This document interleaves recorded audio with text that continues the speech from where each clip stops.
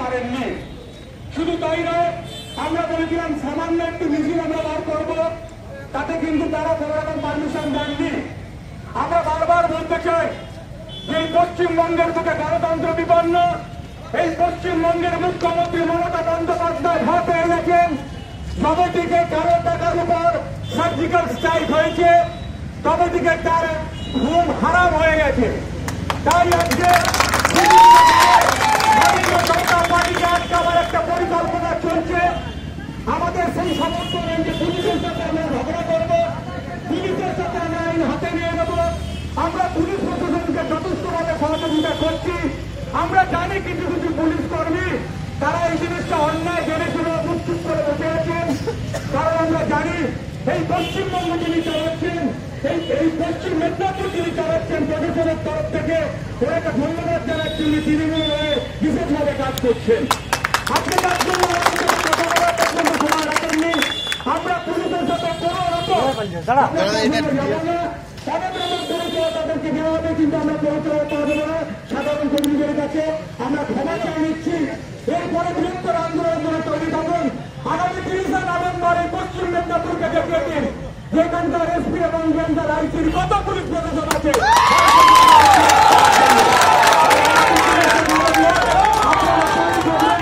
আমরা আমাদের কার্যক্রম করবো, আগামী দিনে করবো।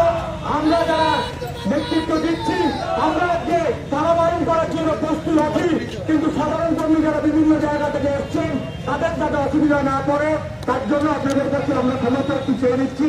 ধরেন বন্দে মাতরম, ভারত মাতা বিজয়।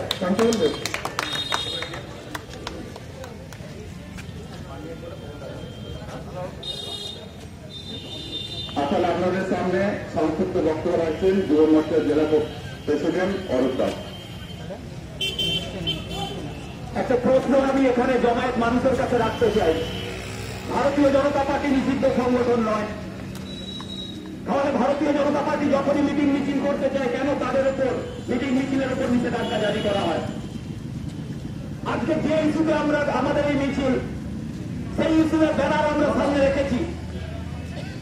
ভারত সরকার এবং সবচেয়ে বড় কথা ভারতীয় সেনাবাহিনী সার্জিক্যাল স্ট্রাইক এবং সীমান্তে যেভাবে লড়াইয়ের মধ্যে দিয়ে পাকিস্তান এবং তাদের মদতদাতা সন্ত্রাসবাদী গোষ্ঠীদের বিরুদ্ধে সাফল্য অর্জন করেছে, সেই সেনাবাহিনী এবং পুলিশকে আমরা সমর্থন জানানো এবং অভিনন্দন জানানোর জন্য আমাদের এই মিছিল ছিল। কাউকে আক্রমণ করার উদ্দেশ্য নিয়ে বা ছোট করার উদ্দেশ্য নিয়ে নয়। কিন্তু দুর্ভাগ্যের বিষয়, বাংলার মাননীয় মুখ্যমন্ত্রী তিনি সবকিছুর মধ্যেই ভূত দেখেন। তিনি ভাবতে শুরু করেছেন ভারতীয় জনতা পার্টি রাস্তায় নেমে গেলে, ভারতীয় জনতা যুব মোর্চা রাস্তায় নেমে গেলে ওনার হয়তো সিংহাসনচ্যুত হওয়ার সম্ভাবনা আছে। তাই উনি ওনার সমস্ত ফোর্সকে কাজে লাগাচ্ছেন। আজ এই প্রশ্ন তাদের সামনে রাখতে চাই। সমস্ত জায়গায় তৃণমূল কংগ্রেস মিটিং মিছিল করছে। আজকের আনন্দবাজার বর্তমান খুলুন, সচিত্র ছবি সহ খবর হয়েছে, কিন্তু ভারতীয় জনতা পার্টি মিছিল করবে না। কেন মিছিল করবে না? তার কোন সদুত্তর পুলিশ প্রশাসনের কাছে নেই। তার কোন সদুত্তর, সবচেয়ে বড় কথা, যার নির্দেশে পুলিশ প্রশাসন চলছে সেই বাংলার মাননীয় মুখ্যমন্ত্রীর কাছেও নেই। আমরা শুধুমাত্র ভারতীয় সেনা তার সমর্থনে মিছিল করতে চেয়েছিলাম। আমরা মোদীজিকে ধন্যবাদ জ্ঞাপন করতে চেয়েছিলাম।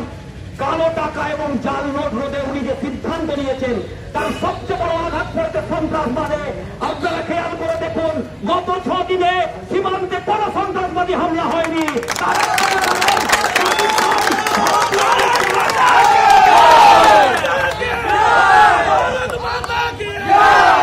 কারণ পাকিস্তানে জাল নোটের প্রেস চলে, ছাপাখানা চলে শুধুমাত্র ভারতবর্ষে জাল নোট সাপ্লাইয়ের জন্য।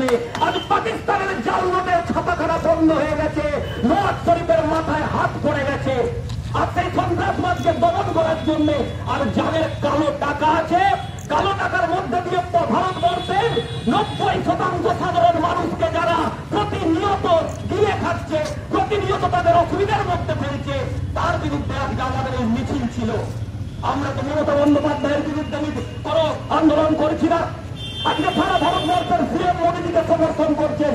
আমাদের অবাক লাগে আজকে বাংলার মাননীয় মুখ্যমন্ত্রী কালো টাকা জাল নোটের বিরুদ্ধে এত বড় সিদ্ধান্ত সারা বিশ্ব যেখানে মেনে নিয়েছে, সারা ভারতবর্ষ যেখানে মেনে নিয়েছে, সেখানে সেখানে উনি রাস্তায় নেমে কেন বিরোধিতা করছেন? প্রশ্ন আমাদের এখানে যে ভারতীয় জনতা যুব মোর্চা মানুষের স্বার্থে সবার স্বার্থে কাজ করে, সবদিন আমরা পুলিশকে সহযোগিতা করে এসেছি। কিন্তু আমার এই প্রশ্ন পুলিশের আধিকারিক যারা আছেন, কেন আমাদের মিছিল করতে দেওয়া হবে না? আমরা তো দুদিন আগে আপনাদের জানিয়েছি, দেখা করেছি, যেখানে সব রাজনৈতিক দল মিছিল মিটিং করতে, তাহলে আমরা নয় কেন?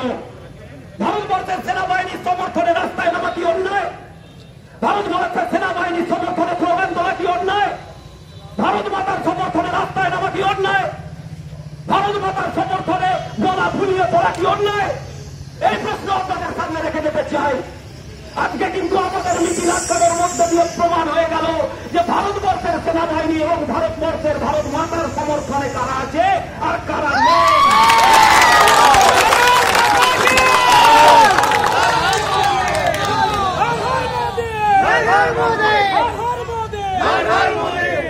আজ কিন্তু প্রমাণ হয়ে গেল জাল নোট কারবারিদের সাথে কারা আছে আর জাল নোটের বিরোধী কারা। আজ তারাই রাস্তায় বেরোছে জাল নোটের বিরোধী। বন্ধু, আপনাদের কাছে বেশি সময় নেব না। আমরাও শান্তি শৃঙ্খলার পক্ষে, আমরাও চাই সমস্ত কিছু সুস্থিতি বজায় থাকুক, কিন্তু দুর্ভাগ্যের বিষয় সহযোগিতার হাত আমরা বাড়িয়ে যাব আর উল্টো দিক থেকে কোনো সহযোগিতা থাকবে না। এটা তো হতে পারে না। আমি সমস্ত পুলিশ পার্সনকে সম্মান জানিয়ে বলছি, একবার আপনারাও ভাবুন, আপনারা খুব ভালোভাবে ভেবে দেখুন যে কাজটা আপনারা করছেন আপনাদের সুপ্রিমোর নির্দেশে, সেটা কি ঠিক হচ্ছে? ভারতবাসী, আপনার এলাকার মানুষ সেটা কি মেনে নেবে? আমার বিশ্বাস এখানে যে সমস্ত পুলিশ পার্সনরা আছেন, এরাও অন্তরাত্মার দগ্ধতায় এরাও দগ্ধ হচ্ছেন, এনারাও চান না, এনারাও সমর্থন করছেন। কিন্তু ওই যে বললাম, নিজের ছায়াকে আজ ভোট দেখতে শুরু করা মাননীয় মুখ্যমন্ত্রী ভেবেছেন বোধহয় আমার ছায়াই বিজেপি আমার ঘরে চেপে যাবে। আর 2021 নয়, তার আগেই বোধ হয় নরেন্দ্র মোদীজির নেতৃত্বে বিজেপি জেগে উঠে পশ্চিমবাংলায় ওরা আসন থেকে সরিয়ে দেবে। আর সেই ভীতি থেকে আজ পুলিশ দিয়ে আমাদের মিছিলকে আটকানোর প্রচেষ্টা। বন্ধু, একবার আমার সাথে আপনারা বলুন, বন্দে মাতরম!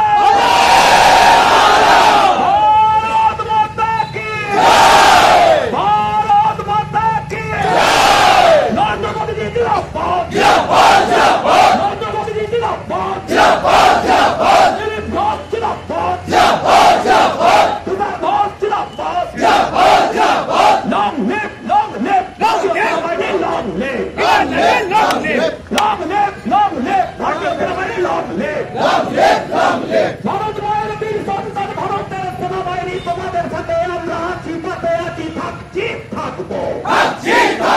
সেনাবাহিনীর সমর্থনে আমরা রাস্তায় নামছি, নামবো।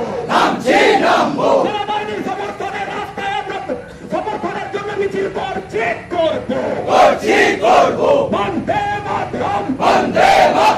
বিজেপি জিন্দাবাদ! ভারতীয় জনতা যুব মোর্চা জিন্দাবাদ! ভারতীয় জনতা যুব মোর্চা জিন্দাবাদ! ভারত মাতা কি! ভারত মাতা কি! ভারত মাতা কি! আমরা আমাদের আনুষ্ঠানিক প্রতিবাদ জানিয়ে আমরা এখানে দাঁড়িয়ে প্রেস করবো। প্রেসের বন্ধু যারা আছেন এখানে রাস্তায় তাদেরকে আমরা একটু সামনে রেখে